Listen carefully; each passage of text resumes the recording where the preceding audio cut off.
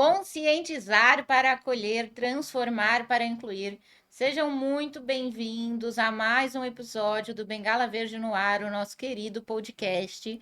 Hoje a gente vai falar sobre a experiência de uma psicóloga com deficiência visual no ambiente escolar. Sim, pessoal, nós psicólogos podemos ter várias atuações, dentre elas dentro de escolas, e a gente vai saber como é essa atuação tendo uma deficiência visual.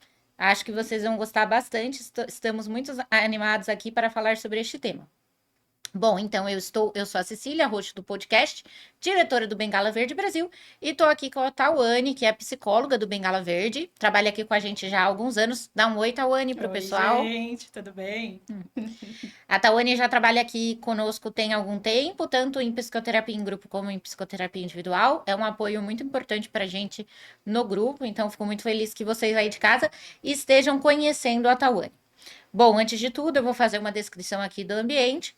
A gente está num estúdio retangular com alguns estofados meio triangulares e retangulares. Tem uma parede com vidro fosco e uma iluminação verde, afinal, somos Bengala Verde. Tem aqui no centro de uma mesa que a gente está sentada de madeira clara, uma televisão com o logo do nosso podcast. E tem duas cadeiras de escritório onde eu e a Tawane estamos sentadas com microfones na frente. Eu sou uma mulher ruiva, de cabelos um pouco abaixo do ombro. Eu tenho olhos castanhos, pele clara, um nariz meio pontudinho, lábios finos. Estou vestindo a camiseta do Bengala Verde, que eu estou vestindo em todos os episódios. Ela é verde, com escrito Bengala Verde em branco, e ela tem aqui o nosso símbolo, que é um olhinho e um outro olhinho. E em um dos olhos, que é o olho fechado, a gente tem uma bengalinha desenhada. A gente gosta muito desse símbolo, é a nossa marca registrada. Queria também agradecer a Roche pelo patrocínio. Esse podcast não estaria acontecendo se não fossem vocês, então muitíssimo obrigada, Roche Brasil Farmacêutica. Quem puder seguir, a gente agradece. E quem puder seguir, compartilhar, curtir, comentar e se inscrever aqui no canal, a gente também fica muito feliz. Aumenta o engajamento e faz com que as pessoas acessem o nosso conteúdo. Além disso, pessoal, o Bengala Verde é uma associação sem fins lucrativos que busca melhorar a qualidade de vida de pessoas com deficiência visual, tanto do ponto de vista médico, social, biológico, psicológico, educacional e muito mais. Então, por isso, nós temos várias frentes de atuação. Além disso, a gente também busca conscientizar a população sem deficiência sobre a existência das pessoas com deficiência visual, como elas vivem, o que elas sentem e quais são as múltiplas deficiências visuais que existem. Muitas pessoas, no senso comum, imaginam que pessoas com deficiências visuais são pessoas que simplesmente não enxergam, mas existem muitas formas de ter uma deficiência visual em diferentes graus. Esse é o papel do Bengala Verde, pessoal. Agora eu vou passar para a Tawane se apresentar para vocês e nós vamos começar esse episódio contando aí um pouquinho sobre a psicologia sendo uma pessoa com deficiência e a psicologia educacional. Espero que vocês gostem. Pode se Bom, apresentar, Tawane. bom, gente, é um prazer estar aqui, né? Obrigada pelo convite, Cecília.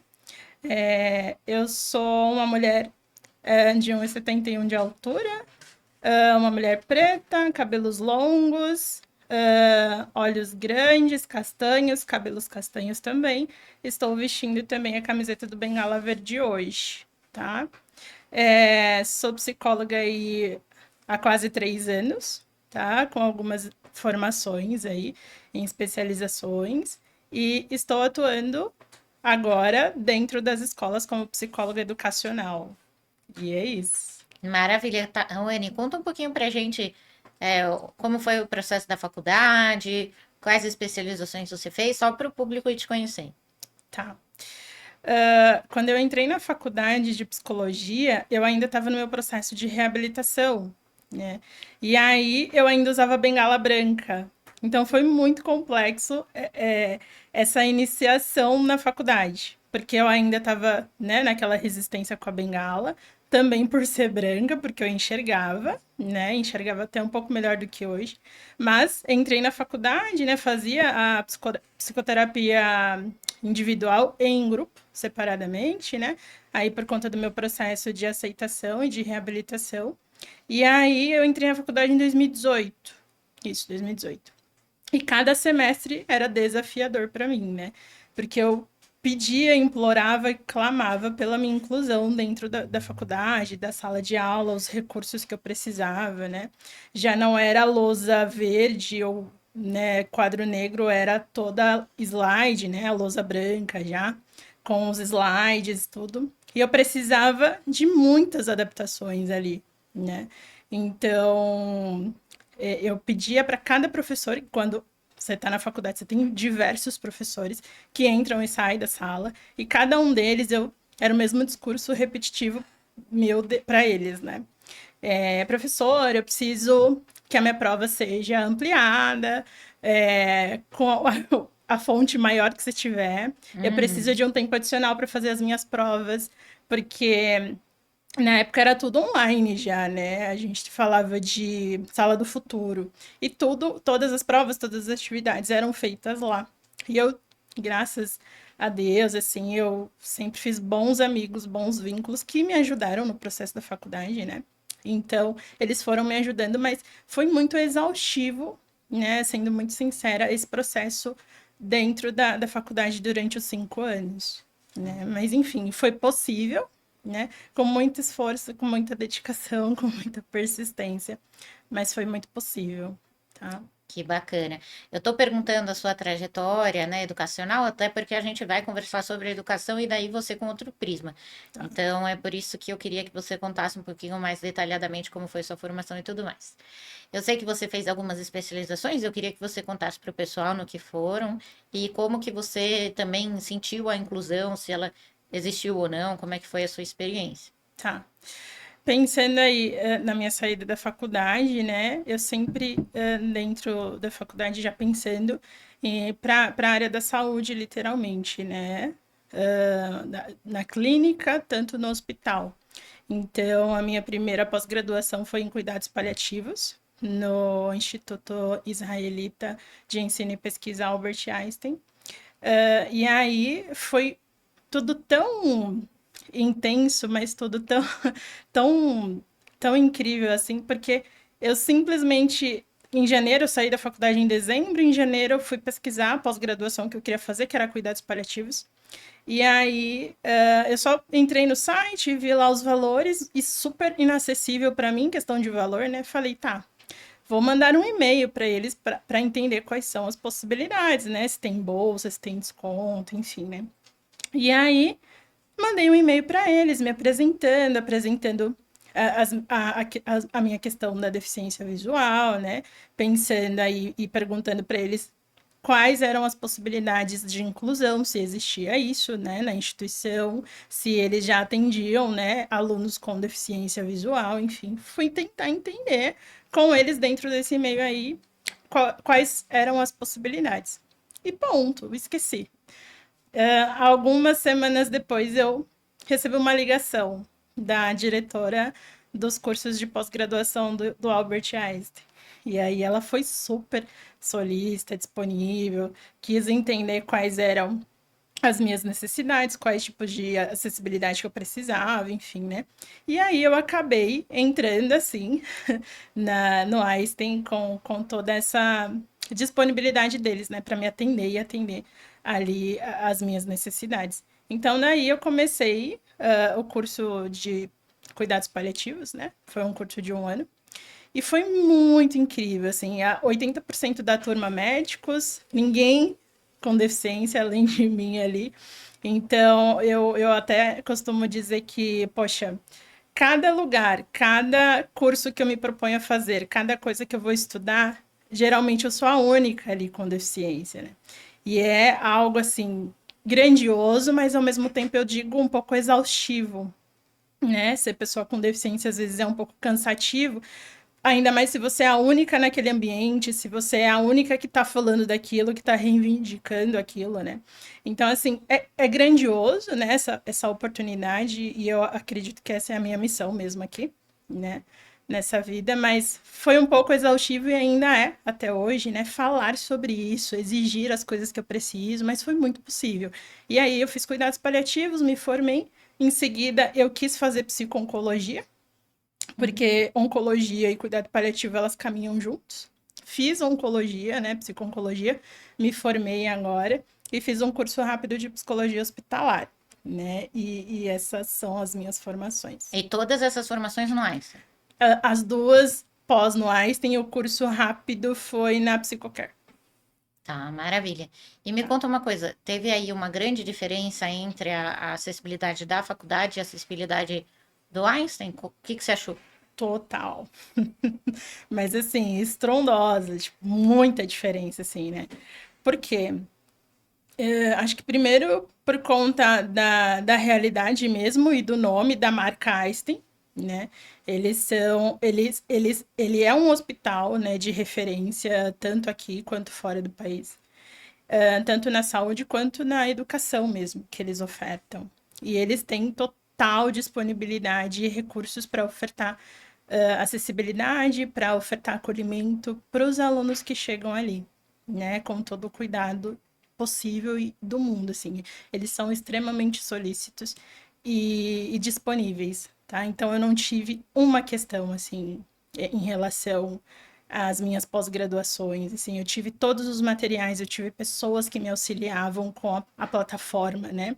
E eu batia um pouco na tecla sobre as plataformas, porque às vezes plataformas não são acessíveis, né? Acho que é um Sim. pouco difícil aí pessoas que trabalham com tecnologia, sites, enfim, né? Pensarem que precisa existir uma acessibilidade ali. Que pessoas com deficiência vão usar o site, que vocês precisam adaptar o site a nós, pessoal. Os Exato, sites não são adaptados para as tecnologias que a gente, as ferramentas que a gente precisa usar para usar o site de vocês. Então, exato, por favor, mudem os sites. exato. Seria ótimo. Enfim, e aí no Albert Einstein, os professores, né, nos estágios que eu fiz, foi extremamente outra experiência do que dentro da faculdade, assim, né? A faculdade era algo assim, eu me sentia muito, como eu posso colocar isso? Eu não me sentia acolhida mesmo, vista, né? Uhum. Eu não me sentia importante para aquele lugar. Era só mais uma aluna estudando psicologia ali, né? Mas claro que eu consegui ressignificar isso. Acho que quem estudou comigo nunca vai esquecer de mim. E eles falam isso até hoje quando a gente se fala e se encontra, né? Então, isso é ótimo, porque eu consegui deixar a minha marca, falar sobre inclusão, falar sobre pessoa com deficiência visual, falar que sim, existem pessoas que têm baixa visão e que enxergam e mexem no celular e namoram e viajam, entende? Eu consegui quebrar esse preconceito e esse capacitismo que vinha muito daquele ambiente da faculdade, né? E dentro do Einstein também foi riquíssimo, principalmente que a gente estava quebrando muitos padrões ali, porque a gente está falando de um ambiente totalmente diferente, que é o hospital, né? Então foi extremamente rico poder me inserir ali e ser muito bem recebida ali. Maravilha. E Tawane, se você puder contar um pouquinho para o pessoal de casa, como que você descobriu sua deficiência visual, quando foi, só para o pessoal entender, né, do que se trata, quando você mais ou menos enxerga, Tá. conseguir entender melhor sua história. Vou tentar ser breve, tá? Não sei se a gente tem tempo, mas eu vou tentar ser breve nesse Fica à ponto. vontade. Então, na verdade, eu fui diagnosticada com uma síndrome chamada Bardet-Biedl. E essa síndrome acarreta a deficiência visual, né? A retinose pigmentar, no meu caso. Eu descobri isso quando eu tinha 12 anos de idade, tá? E aí, foi um processo um pouco complexo, porque a minha família... Eu venho de uma família de mulheres fortes, né? E aí, na época que eu descobri a deficiência, esse diagnóstico, na verdade, né? Porque eu ainda enxergava, eu sempre usei óculos na minha adolescência toda, né? Eu comecei a perder a visão, na verdade, com 19 anos, de fato, né? Mas nesse momento que eu tive o diagnóstico da síndrome e da retinose pigmentar, logo em seguida minha mãe adoeceu. A minha mãe teve um câncer benigno no intestino, e aí todos os recursos que a minha família estava fazendo para que nós pudéssemos entender a minha doença e o meu diagnóstico foram pausados para que a minha mãe pudesse receber o melhor tratamento. E nesse meio tempo, adolescente, né, eu não queria aceitar mesmo o meu diagnóstico, a minha deficiência, só fui vivendo, ajudando minha mãe, minha família. Minha mãe se curou, passou por um tratamento aí longo, mas se curou. Acho que também por isso que eu quis estudar oncologia e cuidado paliativo, tá? Faz sentido. E aí minha mãe se curou e com 19 anos eu saí da escola, fui estudar administração, né? Porque a minha família me pressionava muito, a primeira pessoa da família a estudar, fazer faculdade, enfim, né? Fui fazer administração e trabalhava de dia e ia para a faculdade à noite. Só que eu já tinha o diagnóstico da retinose. E eu não usava bengala, não usava nada, só que a minha visão começou a baixar muito com 19 anos. E aí eu parei de fazer tudo. Parei de trabalhar e de estudar. Então, eu tranquei minha faculdade e a empresa me afastou, né? Me afastou por tempo indeterminado, então eu entrei pelo INSS e fiquei por uns bons anos aí. Então, o meu primeiro ano, após a minha visão começar a cair muito, eu só fiquei em casa, né? Com depressão, enfim, não aceitando. Eu não falava do assunto, a minha família também não. Então, tava todo mundo ali negando, né? Tudo muito difícil e complexo. E aí os médicos, né, que eu ia, eu fui em muitos, diversos hospitais, médicos, exames, um mais chato e invasivo que o outro, né, para tentar entender o que era possível fazer. E teve um médico que falou para minha mãe: ela vai ficar cega, vai para Fundação Dorina no Rio, vai se adaptar, vai fazer alguma coisa e vai fazendo isso, vai aceitando. E aí eu e minha mãe saímos daquele consultório naquele dia em silêncio total, né?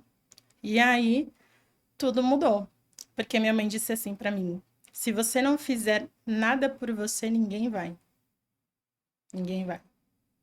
E beleza, fui seguindo em casa e aí de repente o meu irmão com os primos que estavam na minha casa em um dia aí atípico, eles estavam se programando pra sair, pra ir num barzinho e fazia muito tempo que eu não saía. E eu pedi pra eles: nossa, vocês estão tão empolgados, posso ir, né? E aí eles olharam pra cara do outro assim: e agora? Porque eu não quero guiar ela, eu não quero ficar cuidando dela. Entende? Nas Uhum. entrelinhas ali, aí eu entendi. Se eu não fizer nada por mim, ninguém vai fazer. E desse dia em diante eu decidi ir para a Fundação Dorina Noel, muito contrariada, né? Muito mesmo contrariada. E aí eu fui, aquele negócio de grupo, né? Todo mundo em grupo, em roda, falando ali das suas experiências. E eu resistindo muito àquele lugar. Não, pensando, né? Esse lugar não é para mim, eu não tô cega, eu não vou ficar cega. Resistindo muito. Só que ali foi um divisor de águas, assim, grandioso, assim. Eu sou muito grata por tudo que eu vivi ali.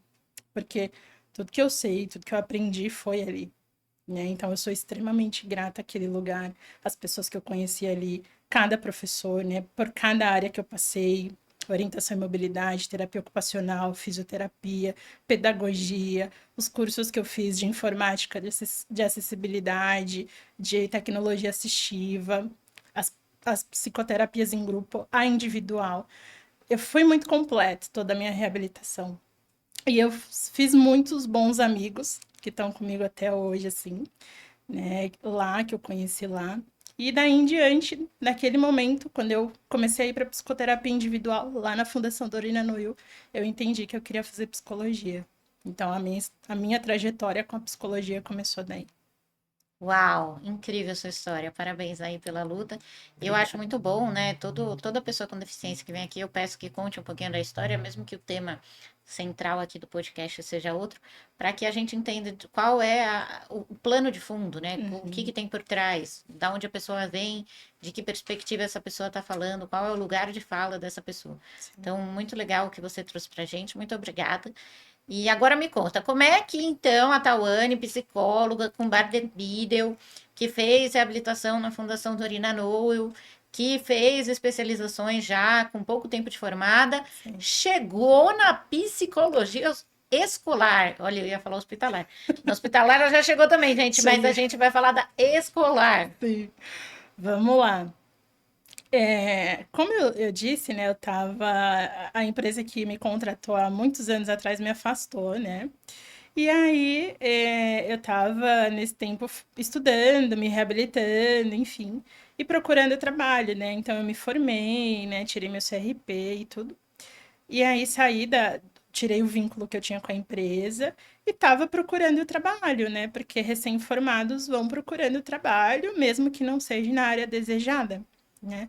E aí entraram em contato comigo, né? Eu entrei em um desses sites de trabalho e entraram em contato comigo, né? Eu encaminhei meu currículo, enfim, com todas as experiências que eu já tenho dentro da clínica, com as minhas formações. Entraram em contato comigo me falando de um programa novo que o governo implementou agora nas escolas estaduais, né? Esse programa se chama Psicólogo nas Escolas, tá? E aí esse programa começou em junho ou julho de 2023, é bem recente, tá? Vai fazer 2 anos agora. E aí eles estavam contratando psicólogos com experiência na clínica, tá? Em 1 ano e meio, 2 anos aí, para experiência com clínica e com terapia em grupo, porque o programa pede que os psicólogos façam algumas intervenções dentro das escolas, como rodas de conversa, palestras sobre bullying, sobre saúde emocional, sobre dinâmicas relacionadas à questão mesmo dentro da educação, né? Ali com aqueles alunos auxiliando eles a pensar sobre a fase da adolescência, do início da adolescência até ali o terceiro ano do ensino médio, né? Porque eu atendo hoje nas escolas estaduais o Fundamental 2, que é sexto ano ao nono ano, e o ensino médio do primeiro ano ao terceiro ano, né? Então, são jovenzinhos, crianças que estão chegando na adolescência e os mais, mais velhos aí, já quase indo para a fase adulta. E aí, escola é um organismo vivo, né? Escola tem de tudo. Escola é adolescente com crise de ansiedade, é adolescente com crises existenciais, com corpo, com relacionamentos interpessoais, com relacionamentos afetivos. Também os psicólogos escolares agora também podem atender e acolher os próprios professores, a equipe gestora, né? Quando a gente fala de equipe gestora, a gente está falando de coordenação, de vices e o próprio diretor da escola, né? Enfim. Então, nós estamos dentro da escola para atender todo esse público aí, que é bem grande. E Uau! foi assim que eu cheguei na escola. Então, na escola, pelo que eu estou entendendo, o seu papel é tanto de atendimento à coordenação e aos Isso. professores, quanto atendimento aos alunos, É. do sexto ao terceiro. Na verdade, o foco maior do programa é atender os alunos, né? Mas nós que estamos ali no programa, a gente entende que nós estamos ali servindo a comunidade escolar. Quando a gente fala de comunidade escolar, a gente está falando num todo, né? De quem faz parte dessa comunidade, alunos, professores e equipe gestora, né? Mas muito mais ali disponíveis, fazendo um trabalho muito mais intenso com os alunos. Perfeito, entendi. E como que é a rotina, assim? Porque eu imagino que o pessoal aí de casa não deva muito saber o que que um psicólogo escolar efetivamente faz, assim. Tá, Com quantas escolas você trabalha, se é em uma só, se é em várias? E o que que você faz efetivamente? Vem a demanda e aí você resolve, apaga o incêndio, ou você tem programas dentro da escola a serem realizados? Como que funciona tudo isso? tá, vamos lá.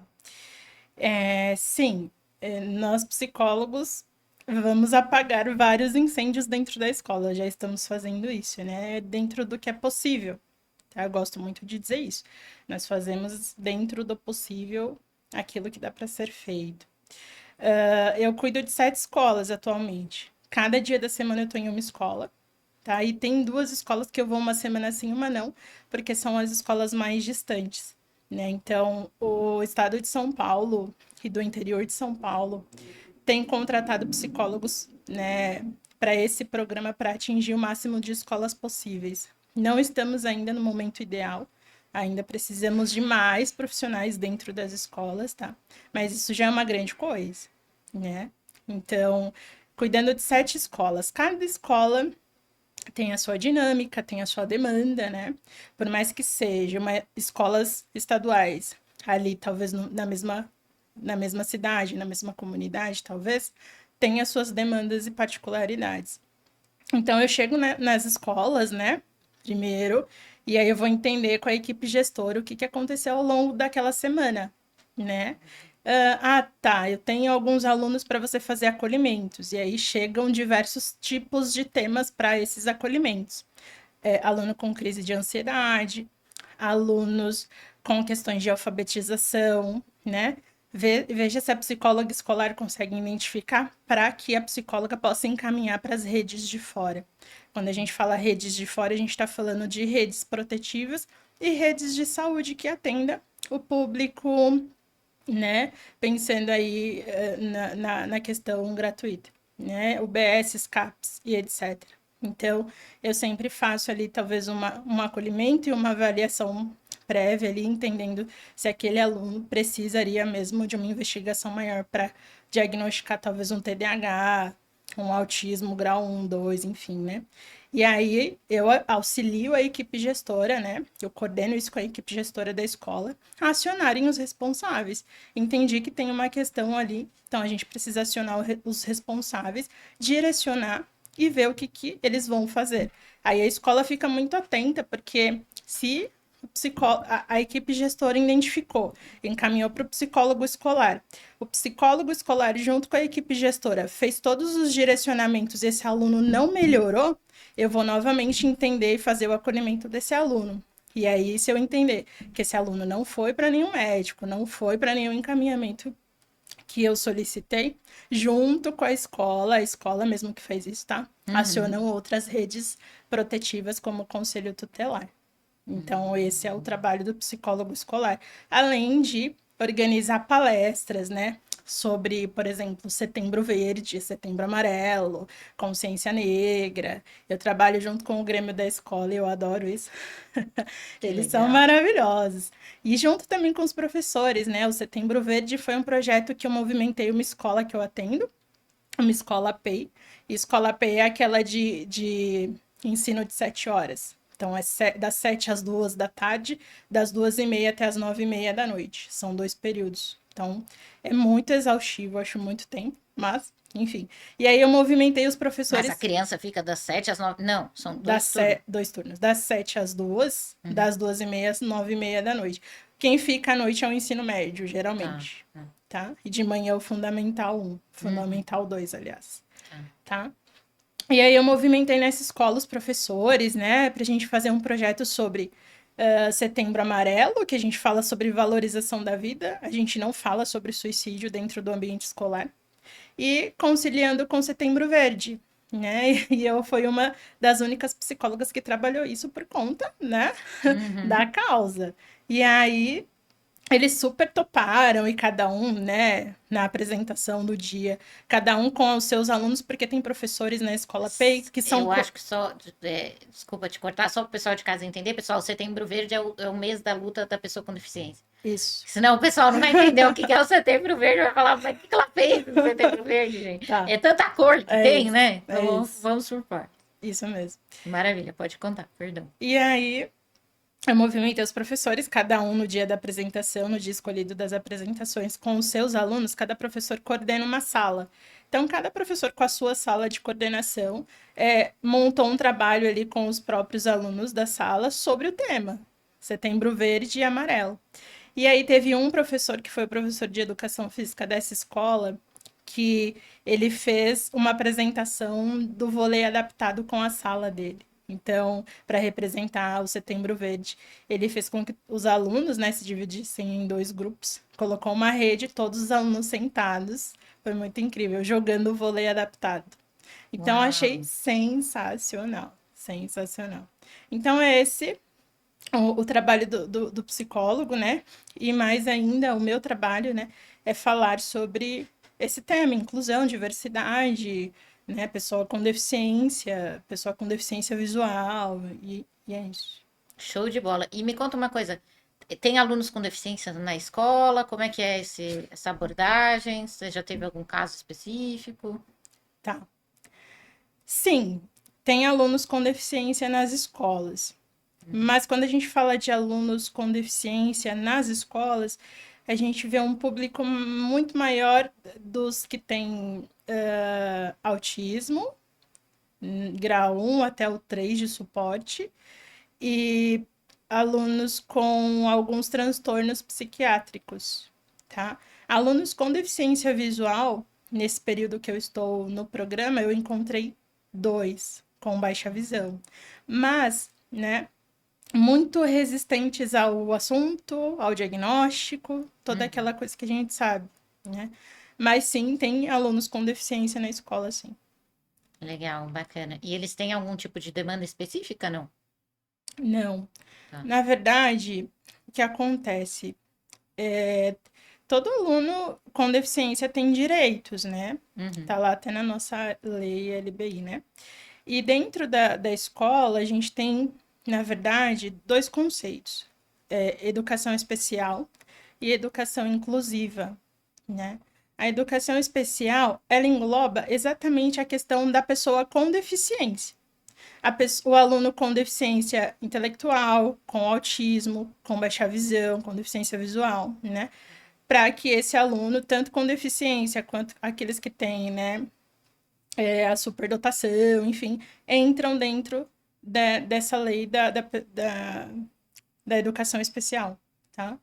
E a educação inclusiva é algo mais macro, a gente fala. É algo que a gente está falando de não só pessoas com deficiência, mas pessoas, né, alunos transexuais, né, enfim, que entram em outras características. Então, quando a gente fala de educação inclusiva, é mais amplo. Toda escola tem uma sala que se chama sala de recursos, tá? E para essa sala tem que ter professores capacitados para receber esses alunos. Sala de recursos é a sala que recebe, né, os alunos com autismo, os alunos com deficiência intelectual. Acho que são mais esses 2 públicos, né? Os alunos com deficiência visual, não. Mas a sala de recurso é algo que não necessariamente é usada no período de aula, porque o aluno tem direito de estar dentro de sala de aula com todos os outros alunos sem deficiência. Então, a sala de recurso é uma sala para que, fora do tempo de sala de aula, esse aluno possa usar a sala de recurso para dúvidas, né? Algumas questões de construção de trabalhos com aquele professor específico para isso. Maravilha, entendido. E como é a experiência de ser uma psicóloga escolar com deficiência visual? Olha, é muito incrível, assim. Eu costumo dizer que é desafiador, mas ao mesmo tempo muito incrível e gratificante. Por quê? Hoje eu já sou muito bem adaptada com a minha deficiência, né? Não tenho problema nenhum em falar que eu tenho baixa visão, falar sobre as minhas adaptações, falar sobre, né, quais são as minhas necessidades para a minha prática enquanto psicóloga ali, né? Então, eu lembro da minha primeira semana, né? As 2 PECs, né, que a gente fala que são professoras responsáveis pelos psicólogos do programa dos psicólogos nas escolas, elas foram me levar cada dia em uma escola para me apresentar, né? E, e elas até me falaram depois, gente, como a Tawane vai andar por essas escolas cheia de escada, um monte de andar. Tem escola que eu tenho que tem 3, 4 andares, é muito grande. E tem escola que não tem acessibilidade. Não tem um piso tátil, não tem rampa, não tem nem corrimão nas escadas. Nossa. É bem, é bem sério isso, né? Essa questão dessa falta mesmo dentro das escolas. E elas super preocupadas comigo, enfim, né? E hoje em dia, quando elas vão nas reuniões, eles falam: não, a Tawane tem uma sala aqui para ela, e psicólogo não tinha sala e não tem que ter sala na escola, né? E algumas escolas já deixaram uma salinha ali para mim, para eu fazer os acolhimentos dos alunos, meus relatórios, enfim. Então, eles são uns fofos e tudo que eles podem ali fazer para que eu possa me sentir segura dentro ali do ambiente escolar, dentro da minha prática, eles são muito solícitos, né? Eu sei que algumas coisas não dependem deles, é muito mais do próprio Estado, né? Mas a gente vai fazendo o que é possível, e a gente está falando de acessibilidade atitudinal, né? Então, é isso, é a minha prática dentro das escolas, né? É, é mais ou menos isso. Show de bola, maravilha. Bom, a gente está assim caminhando para o final, Tawane, e eu queria que você deixasse uma mensagem final para o pessoal de tudo isso que você trouxe, assim, o que você acha mais importante de salientar. Tá?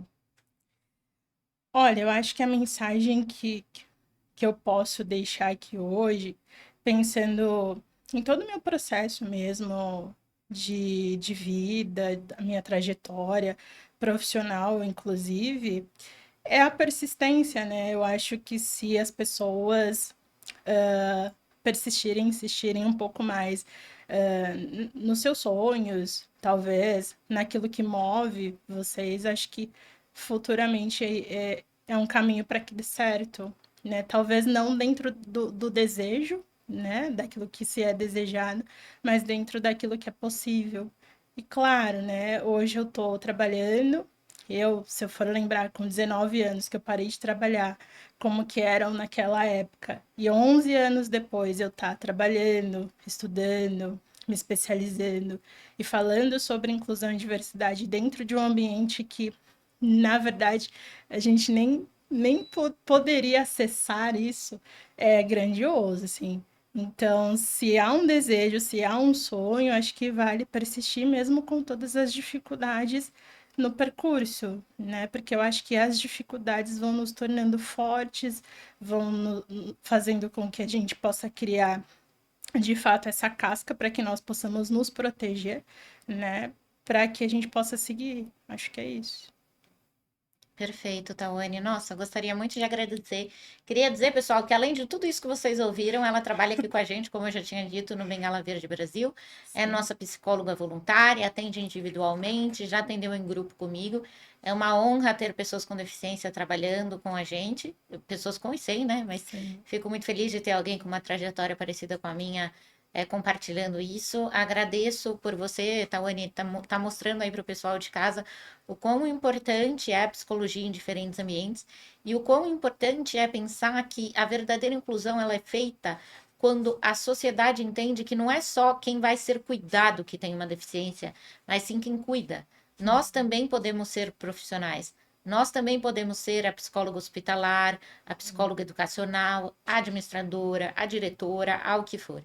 Muitas vezes as pessoas imaginam que as pessoas com deficiência são os atendidos e não quem está ali no controle, quem está ali na profissão. Nós podemos ocupar os diferentes espaços e ficamos muito felizes quando a gente consegue isso.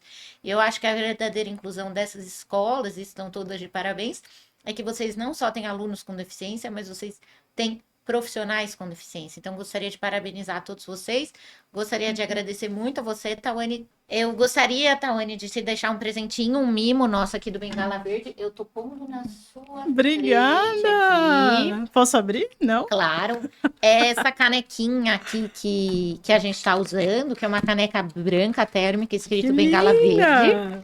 E ela tem uma tampinha para você levar para Que casa, linda! usar Amei! aí quando você quiser, para tomar o que você quiser. Amei! Maravilhosa, obrigada. Imagina, e queria te deixar aí um espaço aberto para você mandar beijos, abraços, dizer aí a sua palavra final para a gente fazer o encerramento do nosso podcast. Bom, primeiro, muito obrigada mesmo pelo convite, assim, é uma honra estar com você. Acho que para quem me conhece, algumas pessoas sabem que eu conheço a Cecília já tem o tempo, né? E foi muito atípica a forma que nós nos conhecemos. É. Foi numa consulta com a minha médica, enfim, né? Então, quanto eu sou grata por toda essa trajetória nossa, assim, né? De confiança, de profissionalismo, enfim.